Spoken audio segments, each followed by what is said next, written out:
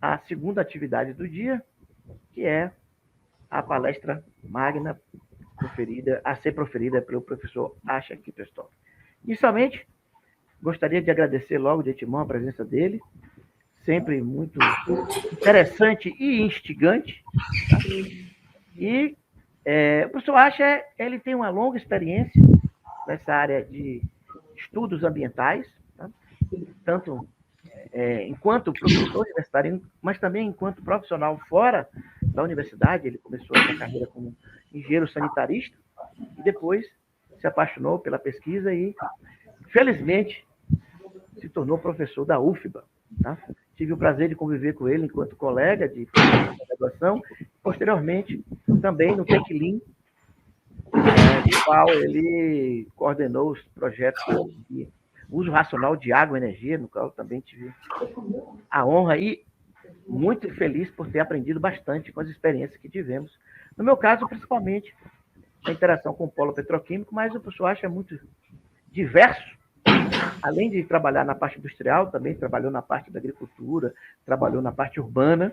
Tá? Então, tem uma experiência muito vasta e uns pontos de vista que vale a pena a gente discutir. Não precisa necessariamente concordar, evidentemente, né? Temos que debater, mas eles nos tiram do conforto, eles nos tiram do lugar comum. Isso é importante para a gente poder avançar nas propostas de tornar nossas atividades humanas menos insustentáveis. Isso, inclusive, foi um aprendizado que eu tive com ele, né? Que as pessoas falam em sustentabilidade, e ele acertadamente vem com o discurso: ó, a sustentabilidade é uma utopia que tem que ser construída, mas nunca será alcançada.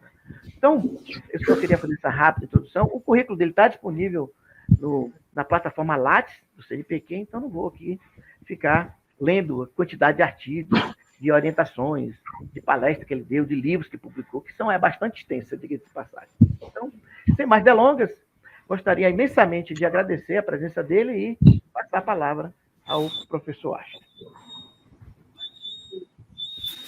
Bom, bom dia, pessoal. É um prazer estar aqui com vocês. Eu quero um abraço forte ao Cali e ao Léo, aí, parceiros de diversos momentos da minha vida profissional, e que continuamos ainda parceiros. Agradecer ao Léo, ao Rodrigo, a Mariana, o pessoal da equipe de apoio também por dar esta oportunidade. Mas deixa eu ir começando enquanto o Cali baixa o botão. O tema que a gente discutiu com o Karen da universidade como incentivadora do uso mais eficiente da água, deixa eu adiantar logo o que eu penso sobre o assunto. Da minha experiência profissional na universidade desde 1990, eu quero já responder essa pergunta. A universidade não é incentivadora do uso mais racional da água. Em todas as experiências que eu já tive ao longo de anos, eram os grupos de pesquisa, os pesquisadores e alguns ativistas que passaram todo o tempo tentando empurrar a universidade para fazer o que ela deveria fazer institucionalmente, inclusive pelas suas funções institucionais como órgão de ensino e pesquisa federal, mas é uma luta permanente, insistente.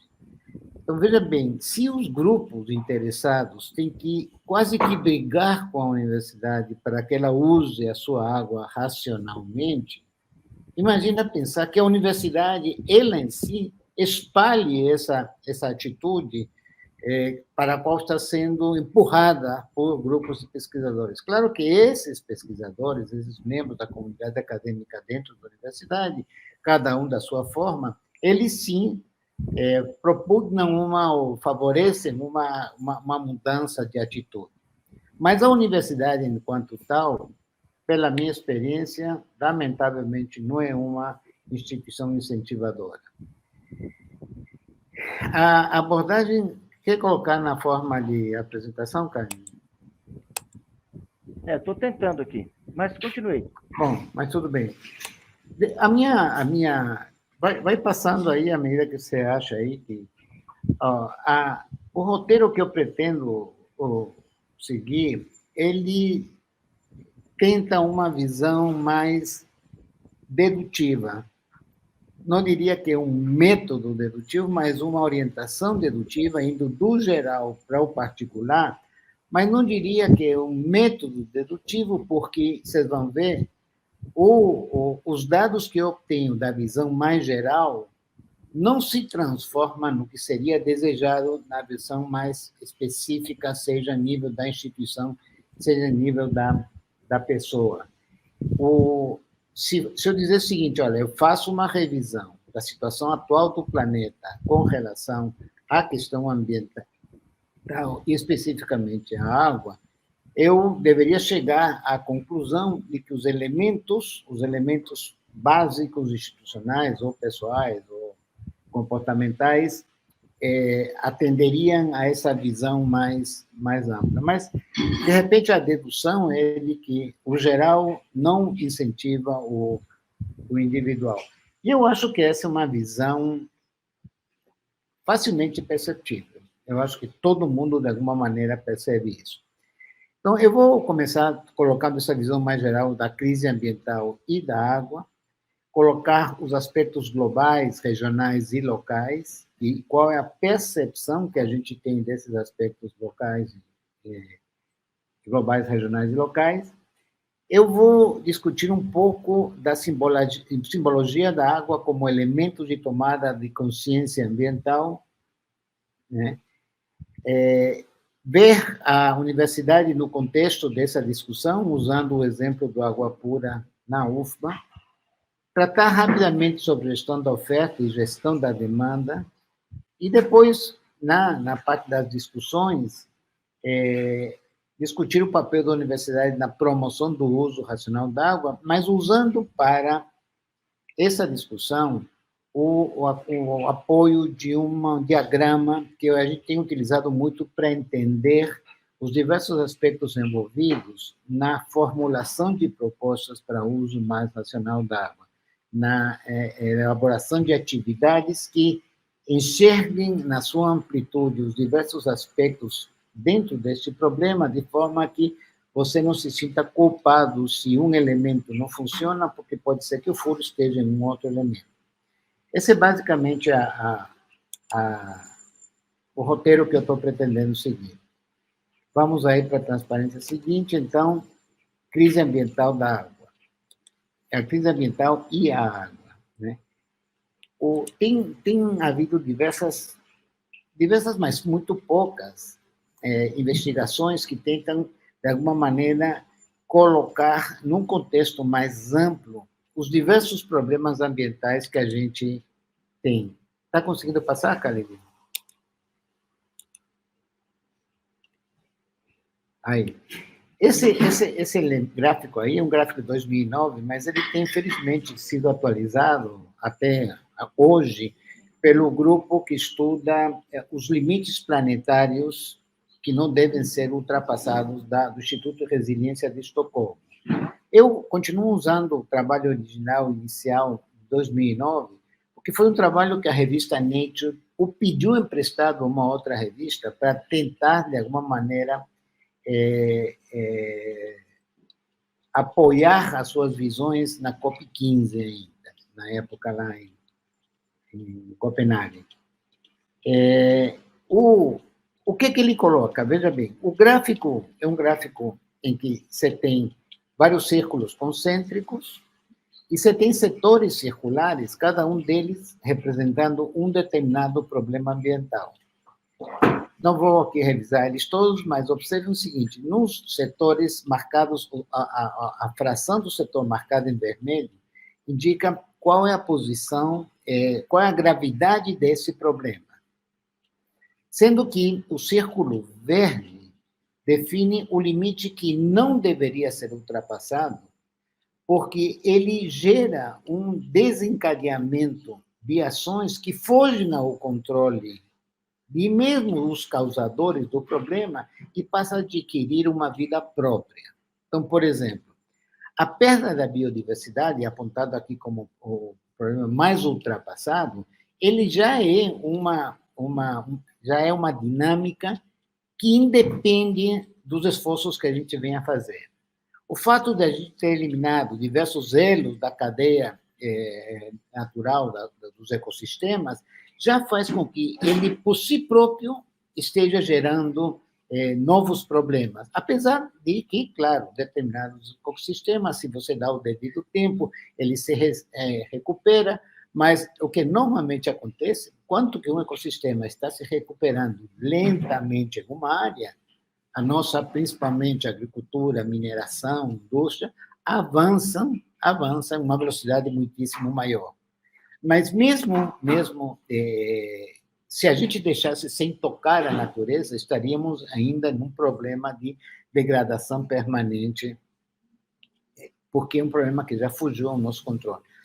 O segundo aspecto mais citado aqui é a questão do ciclo do nitrogênio, que eu não vou me referir aqui, em outra palestra poderíamos falar, é uma questão que a gente tem estudado com bastante profundidade. E o terceiro é a mudança do clima. Observe o seguinte, dentro desse quadro de compreensão das prioridades a serem atacadas, esse problema, que é o mais discutido no momento agora, é o terceiro. E, muito provavelmente, os outros vêm influenciando indiretamente esse problema para chegar na situação que esse já é um problema que todo mundo reconhece como irreversível. Irreversível ao ponto de que hoje temos que pensar em como sobreviver nesse novo clima, como nos adaptarmos a essa realidade. Ninguém vai mais evitar que chuvas cada vez mais intensas destruam Petrópolis. Então, temos que começar a remover as pessoas dessa área. Não adianta ficar tomando medidas para a redução das emissões de carbono, porque isso não vai alterar a gravidade dos problemas que a gente já está sofrendo. Então, enquanto a gente pensa em medidas de mitigação, temos que começar a correr, a nos salvar. Temos que ir nos salvando, porque senão não vai ter quem tome as medidas lá adiante. Agora, observem aqui que o tema água que está aqui, está onde aqui? Uso global da água doce, que está aqui embaixo, no segundo, exatamente, ele não chegou-se ainda nesse limite de irreversibilidade. O que quer dizer que o problema da água é um problema sério, mas longe de ser tão sério quanto normalmente se propaga. Se fala muito, e eu tenho visto muitos profissionais da área de recursos hídricos dizendo que o século seguinte é a guerra das águas e que as águas estão se acabando. Então, é um exagero, não é um exagero, é uma visão equivocada. Não existe problema global das águas. O que existem são problemas locais, até às vezes regionais, devido à má gestão do recurso hídrico. Não devido ao clima, devido à má gestão do recurso hídrico, entendendo que uma boa gestão, evidentemente, leva em consideração as sazonalidades do clima e dos diversos outros aspectos geográficos e políticos, inclusive. Então, você dizer, olha, vai faltar água no planeta, como se a gente tem água do mar.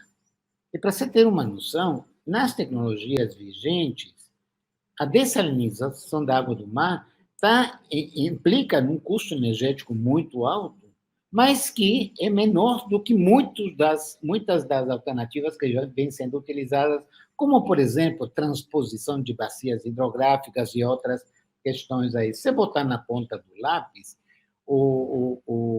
uma transposição como a transposição de São Francisco implica em custos energéticos altíssimos. Só botar na ponta do lápis, mas muito próximos do que seria a dessalinização. Aí, isso justifica-se que se começa a dessalinizar água, por exemplo, em cidades como Fortaleza? De jeito nenhum, porque o problema principal do Ceará, de Fortaleza, da Bahia e do país inteiro não é a falta de água, mas a forma como a gente desperdiça e perde ela. Se a gente não jogasse fora tanta água, essas soluções poderiam ser adiadas com bastante tempo. O problema, então, com relação à falta de água em nível local, é um problema de gestão e disponibilidade de recursos para poder ter a água na quantidade e qualidade necessárias. O problema está na transparência seguinte, é que, à medida que os limites estão se aproximando dos limites que não devem ser superados, esse gráfico aqui da Kate Raworth, à medida que esses limites estão sendo, como foram descritos no gráfico anterior, e nele que esse gráfico aqui agora está baseado, existe uma necessidade de crescimento, de expansão da demanda, mas não é para que madame tome banho de piscina, é para que uma pessoa da África, da Ásia ou da América Latina tenha a água disponível mínima para a sua saúde e o seu bem-estar. E esse abismo entre o que se dispõe hoje, uma boa parte da população do planeta, e o que deveria se dispor para os padrões atuais, não estou falando para os padrões das madames, não. Estou falando para os padrões decentes indicados para as organizações internacionais, esse abismo não está sendo reduzido, né? Com o agravante de que a mudança do clima vai penalizar mais essas pessoas. Então, estamos falando aqui, no acesso à água e à questão ambiental como um todo, uma questão, em princípio, de justiça social. Justiça humanitária, de humanidade. Estamos falando disso. Vamos agora a transparência seguinte. Usei sempre muitos dados da Agência Internacional de Energia. A Agência Internacional de Energia é um dos órgãos da Organização para a Cooperação e Desenvolvimento Econômico, que tem um corpo técnico extremamente habilitado e que faz trabalhos muito sérios com relação à evolução do consumo energético e à limpeza dos sistemas energéticos de forma a reduzir a sua contribuição com a mudança do clima. O mais recente, antes de ontem, eu estou registrado para receber as newsletters, aquelas mensagens. Passa a seguinte, Cali. E recebi uma mensagem que dizia o seguinte: pode clicar outra que tem a tradução. O número de países que têm se comprometido com a emissão zero pela metade do século, ou próximo dele, continua a crescer. Quer dizer, mais países declaram que estão comprometidos com o enfrentamento à mudança do clima. Mas isso também acontece com as emissões de carbono. Mais gente se compromete, mais as emissões aumentam. Este descompasso entre retórica e ação tem que terminar se queremos ter uma chance de, aí vem, sobrevivência e tal. Exatamente o que acontece com cada um de nós e o que acontece nas nossas universidades. Um discurso forte pro meio ambiente, pro uso racional da água, de uma prática e uma ação péssima. Péssima. Passa a próxima. Tem a traduçãozinha, acho, também. Olha, eu gosto de fazer a introdução pelo lado da energia, porque, como eu falei, o problema da água é a disponibilidade de energia. Então, se você traz água, transpõe uma bacia 500, 600 quilômetros, a quantidade de energia que você vai fazer isso agrava o problema da mudança climática e altera a disponibilidade dos recursos hídricos, né? A mesma coisa se você vai para a dessalinização. Só para ter uma ideia, em termos de transferência nosso consumo de energia para fontes, como, por exemplo, a solar, se a gente quiser que a energia solar venha a substituir, quer que a energia solar venha a substituir fontes de carvão, de queima de combustíveis fósseis, nós precisaríamos construir, montar e começar a operar uma planta fotovoltaica do porte da maior existente atualmente, todo dia. Se vocês enxergarem que a maior parte, uma parte significativa dessa energia demandada na forma de energia elétrica, ou seja, na forma para transporte, inclusive, é desperdiçada pelo mau uso, por perdas e desperdícios. Vamos para frente. Nada menos do que o que eles dizem que é necessário fazer. Então, quando a gente diz, não, vamos fazer isso, vamos fazer aquilo outro, o que o pessoal vem afirmando na Agência Internacional de Energia é que nada menos do que uma completa transformação de como produzimos, transportamos e consumimos energia atualmente. Nada mais do que isso. Quer dizer, o que é necessário fazer, a gente não tem nem ideia de como fazer ainda, uma parte a gente pode ter, mas, evidentemente, não está sendo feito, as emissões, os compromissos verbais aumentam, as emissões aumentam também. Evidentemente que não está se produzindo uma transformação mínima necessária, nem sequer para estabilizar as emissões. Vamos adiante. Vamos saltar essa aí, cara, para poder o tempo caber. Eu queria que vocês olhassem para isso, que para mim é o símbolo que eu chamo o símbolo da futilidade universal. O símbolo de como a gente se comporta. Aí, nesse caso, chegam, principalmente as grandes corporações, as grandes poluidoras, lançam, por favor, um conceito novo, que é o da economia circular, que não é senão decorar esse símbolo do consumo com uma folhinha verde. Por que eu digo isso? Porque a gente tem que ter muito cuidado quando grandes corporações que não movem efetivamente as suas atividades no sentido da sustentabilidade de forma significativa, se apropriam de conceitos que na área ambiental há muito tempo se trabalham e lançam como invenção delas esse conceito de economia circular. Deixa eu dar um exemplo na transparência seguinte. Uma das grandes efetivadoras é a Coca-Cola. Coca-Cola é uma das grandes parceiras do Instituto dos que defendem a economia circular. Sabe o que a Coca-Cola propõe? A reciclagem das garrafinhas PET. Novo design de garrafa para reduzir. Agora, o problema da Coca-Cola é o que está nessa fotografia. Se a Coca-Cola tivesse um mínimo de compromisso com sustentabilidade, estaria promovendo campanhas de luta contra a pandemia da obesidade no planeta. Aliás, outro dia eu achei uma notícia excelente. De vez em quando, a gente recebe notícias assim, muito otimistas. Qual foi a notícia otimista? Foi que, felizmente, apesar de todas as pressões que estão sendo feitas em cima da população russa, veio uma boa notícia. Qual foi? McDonald's e Coca-Cola suspenderam suas atividades na Rússia. Olha que maravilha. Aí sim houve uma grande contribuição. Mas eu estou chamando essa questão porque tem me incomodado muito essa hipocrisia das grandes corporações como a Nestlé e a Coca-Cola, promovendo o conceito de economia circular. Vamos adiante.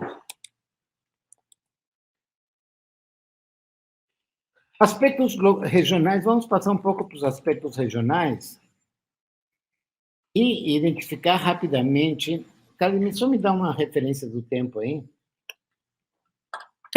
9h41, 20, tem uns 20 minutos, tem mais 15 minutos para tentar fechar o raciocínio. Vamos para... Da onde que vem a nossa água? E aí eu vou passar, vai passando as transparências, eu vou... a água, eu vou me referir especificamente para Salvador, poderia também fazer depois uma análise mais aprofundada por baixo sul do estado, mas só para ter uma noção de qual é a percepção que a gente tem. Salvador traz mais da metade da sua água do Complexo Pedras do Cavalo, uma barragem construída no final dos anos 70, 80, por uma iniciativa corporativa da Odebrecht, não por uma iniciativa do governo do Estado, que obrigou o governo do Estado a fazer um investimento brutal na época, em vez de se tomar as devidas medidas de expansão do sistema de abastecimento de Salvador. De fato, se construiu um elefante branco, que hoje, como todas essas grandes obras, aparece como a grande salvadora, mas não é senão porque as outras medidas mais adequadas, como, por exemplo, redução das perdas de mais de 40%, 50% que a Embasa pratica, serem tomadas. E por que essas perdas não são tomadas, porque implicam em investimentos. E por que não se investe nisso? Porque está se pagando a dívida de Pedra do Cavalo. Não sei se até agora, mas se pagou. A gente fez uma vez um cálculo, na época eu fui coordenador de saneamento do governo de Valdir Pires, fizemos um cálculo. Se o dinheiro investido em Pedra do Cavalo tivesse sido depositado numa caderneta de poupança para tê-lo disponível hoje, por exemplo, que talvez seria necessário, com os rendimentos dessa aplicação, se atenderia 100% da população da Bahia com água e esgoto. Então, veja bem, a história de se orientar, de se privatizar o Estado, é parte da história do Brasil desde a sua fundação. Vamos adiante. O que acontece, então? A gente traz água desde o Paraguaçu. Lembre que o Paraguaçu é um rio basicamente no semiárido baiano, nasce na região da Chapada Diamantina, corre pelo semiárido e se acumula na barragem de Pedra do Cavalo, que já pega uma parte do Recôncavo, uma parte da região úmida. Essa água, para ser disponível, é bombeada, apesar de que a cota de é um pouco maior, é bombeada para poder viabilizar a vazão necessária com água do Sistema São Francisco, que é outro rio do semiárido. Em outras palavras, Salvador se serve da água do semiárido na forma do líquido e da forma da energia. A região úmida da Bahia, que chove muito, proporcionalmente, apesar de que caindo, tira a água do semiárido, onde falta água, e vai faltar mais no futuro. Para quê? Passa a seguinte transparência. Pode passar, Khalid.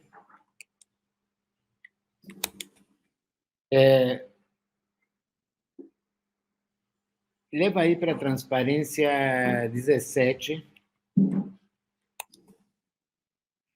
Observe o seguinte, a gente traz água da condição semiárido e a gente desperdiça pelo menos 40% na redistribuição de Salvador. Passa a transparência seguinte, só para...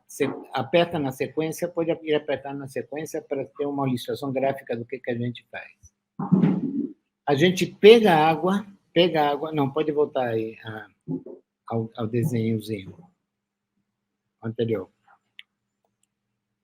Então, a gente pega água de uma região na qual falta água para fazer isso no nosso sistema nas regiões úmidas. Agora, lá mais adiante, e é a sequência das próximas transparências, que eu vou também saltar, se propõe, então, fazer reuso de água. A gente pega a água toda, coloca a transparência do balde, por favor, essa daí, a gente pega a água, 40% se perde pelos furos, e aquilo que não se perde, que chega nas residências, é coletado e lançado no mar. Lançar água no mar é levar uma água que não tem mais de 1.000 miligramas de sólidos dissolvidos por litro para uma água que tem 35.000 miligramas de sólidos dissolvidos por litro. Se eu quiser aproveitar essa água do mar, eu tenho que retirar 35 mil miligramas por litro de sólidos em suspensão, o que, evidentemente, é uma correlação de quanto maior a quantidade de sais a ser retirada, maior a energia necessária e maior o custo. Então, eu jogo a água doce, porque esgoto, gostem, vocês não gostem, claro que ninguém vai beber esgoto, mas esgoto é basicamente água doce. Por que eu jogo ela no mar? E aí, o pessoal fala na questão do reuso. Mas a questão do reuso, pode passar, Khalid? Pode passar? Não. Volta aí, a anterior. A questão do reuso é basicamente passar mais. Volta mais? Não. Volta mais uma. Clica aí. Aí. A questão do reuso seria trazer água, tratar ela e tratar a água do esgoto sanitário para reusar. Implica também gastos energéticos razoáveis, pode ser muito interessante na medida que você faz ele próximo da área de consumo, mas para alimentar esse mesmo balde furado que a gente apresentou aí. Vamos adiante. A sequência, pode passar todas as fotos aí, Carmen. São cenas da indústria baiana. Então, pode voltar ela, vai passando enquanto estou falando. Cena do que a gente, Khalid participou, foi o vice-coordenador desses projetos todos, quando a gente tentou inserir no polo petroquímico de Salvador e na grande indústria regional uma visão um pouco mais, seria o quê? Humana, inteligente, do uso da água. O que a gente encontrou foi isso. Tudo que vocês estão vendo aí, água, vapor, tal, são tudo perdas visíveis. Vejam o estado das tubulações quando eles transmitem água de refrigeração. Verdadeiras peneiras, e sendo controladas de forma amadorística. Essa é a realidade da grande indústria regional. Vamos mais adiante. Então, passadas as fotografias, entremos agora na simbologia da água como elemento de tomada da consciência ambiental. Mesmo não sendo, em nível global, a água um dos problemas mais graves, podendo ser em nível regional, pelo que a gente está vendo aí, de absoluta falta de gestão racional da água, a água tem uma simbologia muito especial. A água é um elemento simpático às pessoas, é um elemento fácil de ser incutido nas crianças, no sentido de representar o nosso cuidado ambiental. É um elemento interessante porque a gente adora botar uma criança embaixo do chuveiro e deixar meia hora embaixo do chuveiro, porque fica quieta embaixo do chuveiro. Agora, tente mudar a atitude, que aí você vai ser colocado perante a realidade de como é difícil mudar esse tipo de hábitos. Então, o que se faz? Ah, rapaz, não, faz o seguinte, você na hora de escovar os dentes, deixa a torneira fechada. Seria muito fácil. E seguramente é fácil, e seguramente muitas pessoas já estão fazendo isso. Só que isso é ínfimo em relação, por exemplo, ao tempo que você gasta embaixo da água, é muito, muito minúsculo em relação à quantidade de água que as empresas de saneamento perdem, é ínfimo em relação ao que a indústria perde, é ínfimo em relação ao que se perde na agricultura. A agricultura, hoje em dia, em grande parte, não ensinou um grande sistema de evaporação da água. Aí você vai dizer, não, mas se está evaporando a água vai chover em algum lugar? Sim, mas não vai chover no lugar que você projetou para captar essa água com o menor gasto energético possível.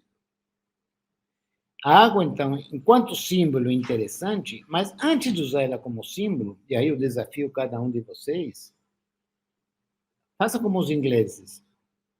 Botem o seu bolso onde vocês têm a boca. Botem a realidade das suas práticas onde vocês estão, no que vocês estão divulgando. E então, e com um monitoramento efetivo, vejam se vocês estão sendo corretos ou estão sendo hipócritas. Vamos à frente. Como já disse, pode passar. No Água Pura, a gente, desde quase 2000, mais ou menos, a gente começou a pensar em como reduzir o consumo da água na universidade.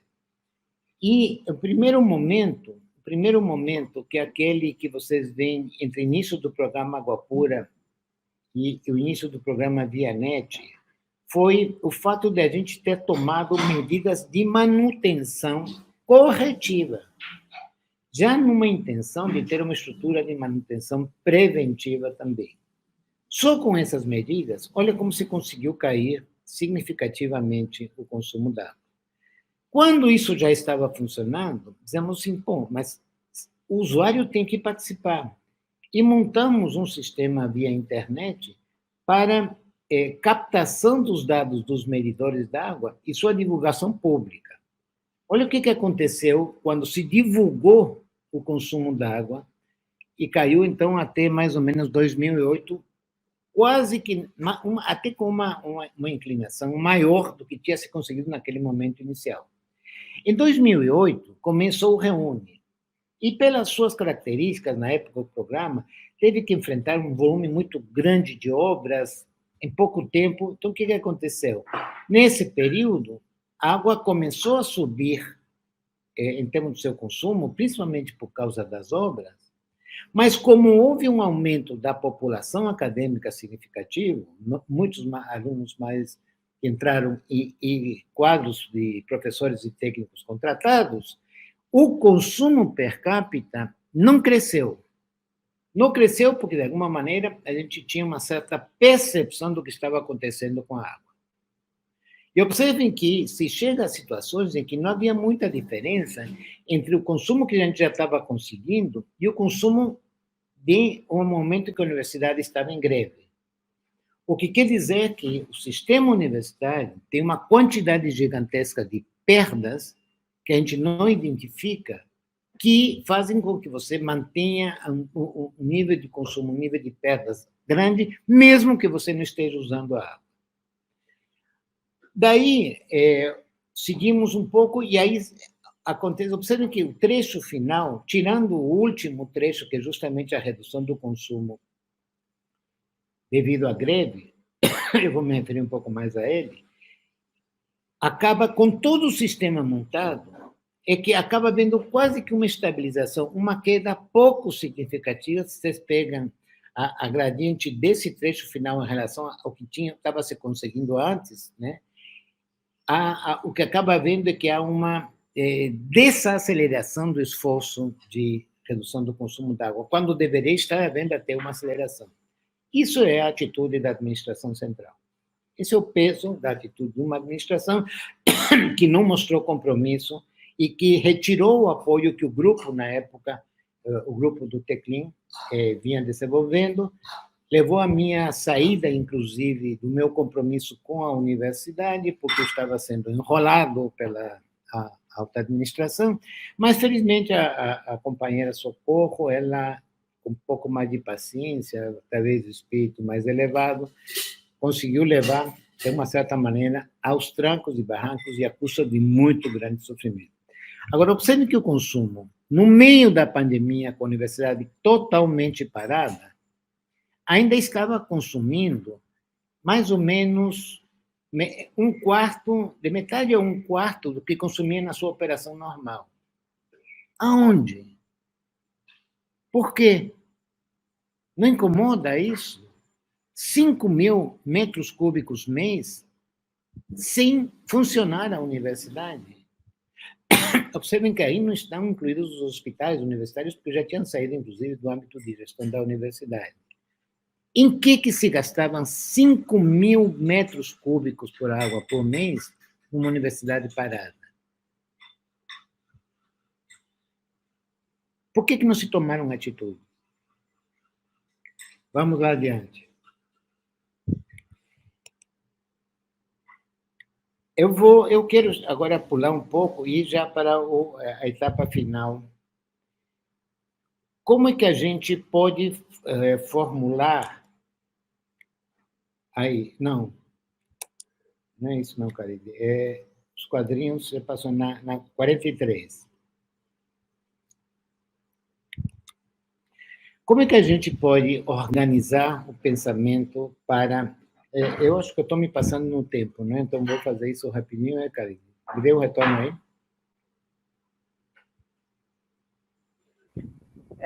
O ideal para ter a sessão de perguntas... Como é que estão as perguntas aí? Tem uma demanda por perguntas para eu poder me orientar e... Não percebi nenhuma pergunta, não.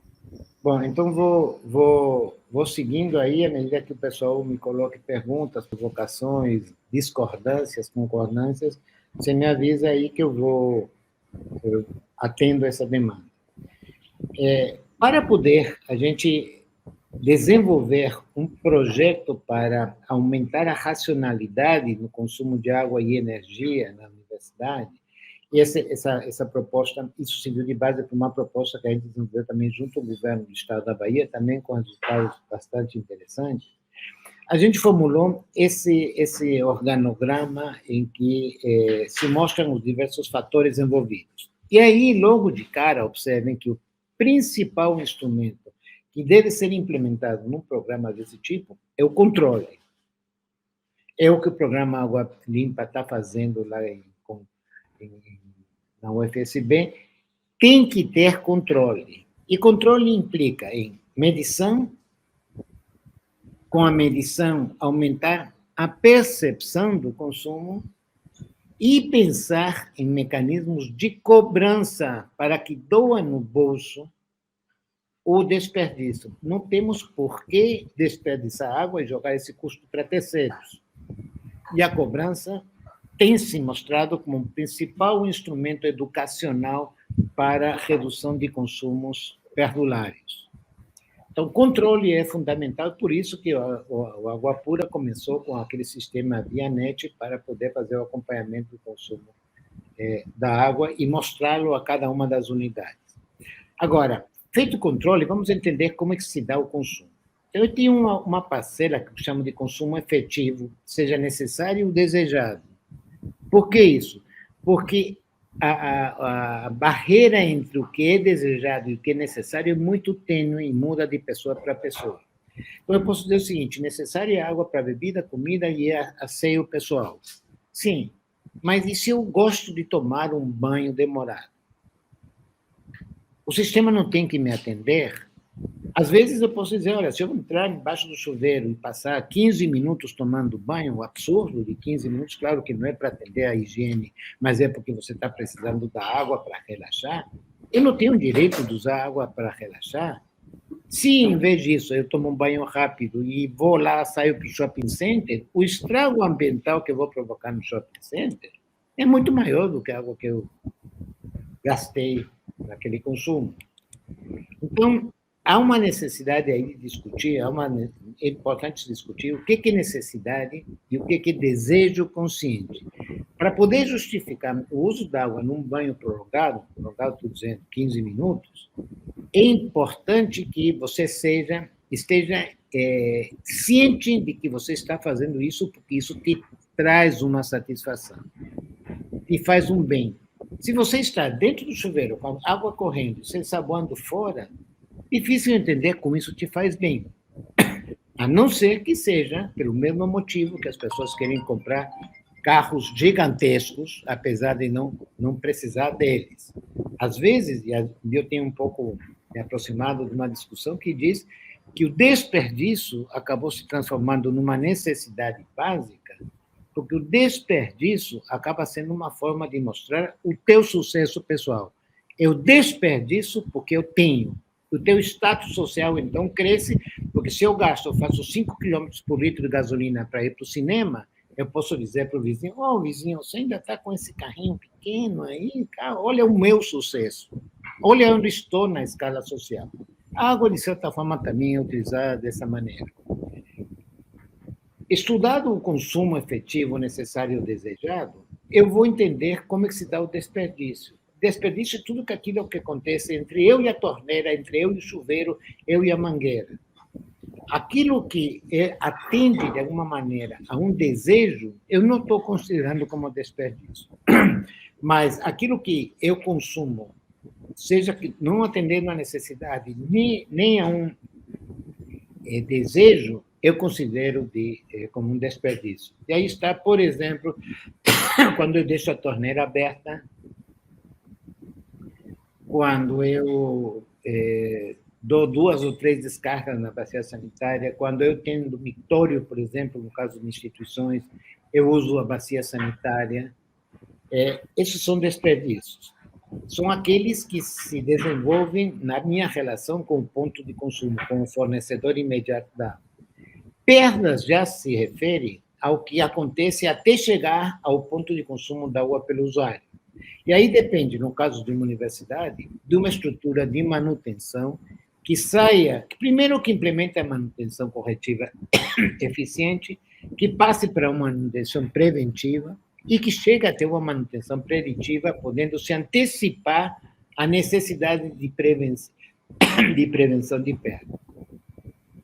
Por último, e para concluir, eu posso, tendo esse sistema controlado e operando, Aí eu penso em como fazer reuso, aí eu penso em como segregar correntes, penso em opções de águas menos caras ambientalmente, em regiões, evidentemente, de boa chuva, onde posso captar essa água de chuva. Claro que em regiões que chove muito pouco é um absurdo pensar nisso, né? Agora, em regiões que chove muito, essa água acaba gerando fluxos perdidos e tal, é uma coisa que a gente pode pensar. Mas eu vou parar por aqui, Khalid, para... Acho que já me estendi um pouco demais, e se houver necessidade, para atender algumas perguntas. Obrigado, Acha. Tem uma pergunta aqui do professor Leonardo. Está aí dá para você ler aí? Estou vendo.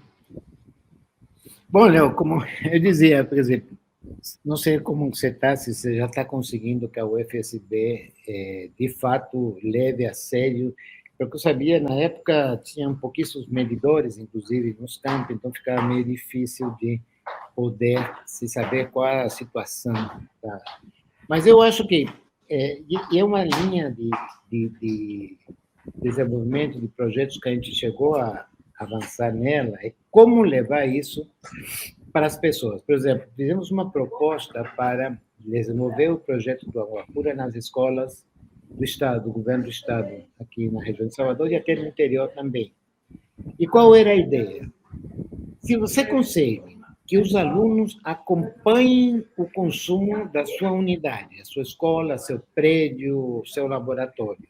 E aí, veja bem, a medição tem que ir chegando o mais próximo possível do usuário, para que o usuário não tenha a possibilidade de escapar da discussão dizendo não, esse consumo não é devido a mim, é o vizinho, sempre é o vizinho que consome mais. Isso pode perguntar a qualquer pessoa, você consome água racionalmente? Eu consumo. E o seu vizinho? Ah, o vizinho não. Então, se a gente consegue chegar com a medição, um medidor para pequenas vazões custa R$50, cara. R$60. Se você consegue chegar até a sua medição individualizada e consegue colocar o usuário na frente do seu consumo e de uma meta que ele venha a se propor, e ele poder acompanhar se está evoluindo na direção da meta, ele passa a ter uma inserção nessa preocupação com o consumo d'água.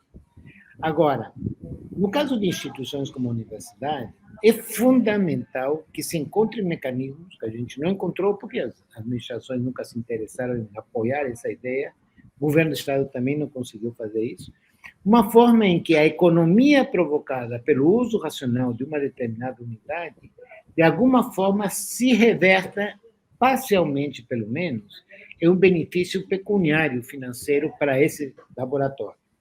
Por exemplo, um laboratório vem consumindo em destiladores na base de... aqui vimos, na UFBA, medimos 80 litros por litro de água destilada, enquanto tinha outros laboratórios que faziam 15 litros por litro de água destilada, e o fabricante disse que pode ser 12, pode ser 8. Se esses laboratórios conseguem reduzir drasticamente o seu consumo, nada mais justo... Desculpe, acho que eu vou precisar de uma água. Dora, você pega uma água aí para mim? Nada mais justo do que uma parte dessa economia, a água transformada através do sistema tarifário em custo, volte para o meu laboratório. Se a gente consegue, por exemplo, numa rede pública de ensino primário e secundário, que os estudantes... Obrigado. Pessoal, uma aguinha boa aqui. É água da torneira, viu, pessoal? Apenas passada por um filtro. O custo ambiental da água engarrafada é absurdo, é gigantesco. E, olha, eu faço isso desde que eu moro na Bahia, mais de 50 anos, nunca tive problema.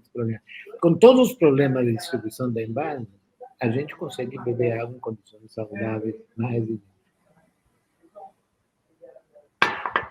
Mas observa, se você entrega instrumentos para um estudante do ensino médio ou um estudante universitário, para ele monitorar e reduzir relativamente seu consumo, fica relativamente mais fácil que ele leve esses instrumentos para a sua residência, onde o benefício financeiro vai ser evidente para a família. Tinha um programa nos Estados Unidos, não sei se ainda continua, que chamava Green Your Parents. Esverdeie seus pais, que tinha uma estrutura, então, por exemplo, a criança, o adolescente se propunha reduzir os custos da família, energia, água, gasolina, etc., em troca de uma parcela da economia vir para a mesada dele. Então, eu acho que há mecanismos para isso. E mesmo perante uma empáfia das administrações centrais, eu acho que o trabalho de pesquisadores, grupos, coordenadores de meio ambiente é extremamente importante e consegue resultados. Ok, Acha, chegamos aqui, avançamos um pouquinho, mas muito obrigado pelas suas intervenções, pelas suas inquietações que também nos inquietam, tá? Eu fico pensando aqui, poxa, eu falo tanto em ser ambientalmente mais justo e eu como demais. É uma forma de desperdício, com certeza, né? E é ruim para a saúde, né? É o pior desperdício de comida, né? O que você joga no lixo, o que você joga para dentro. Mas é uma questão também difícil de tratar, a gente vai conseguir. Eu vou conseguir. Bom, agradeço imensamente sua participação, mas devido ao adianto da hora, mas haverá outras oportunidades, você é parceiro nosso aqui. Foi, e será. Tá? Não, cara, eu fico à disposição, inclusive as transparências, você querendo colocar à disposição dos participantes, fique à vontade. E agradeço também essa oportunidade para conversar com todos vocês. Grande abraço a todos. Agradeço imensamente. Tá?